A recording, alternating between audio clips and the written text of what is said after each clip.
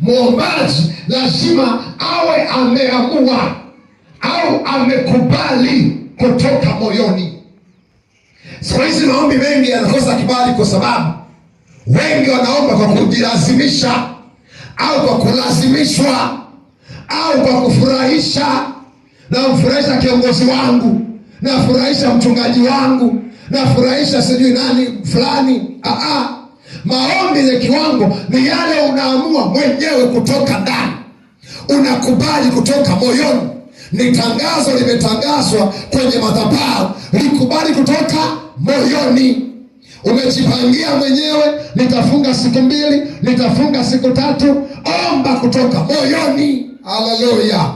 Tukifanikiwa kukubali na kuomba kutoka ndani ya moyo, hatutabaki tulivyo, na viwango vitaonekana, na maombi yetu yatapata mpenyo. Kama tuko kanisa tunatangaza maombi ya kufunga, lakini katika kanisa la watu wengi wanafunga 3, wanafunga 4. Ni shida.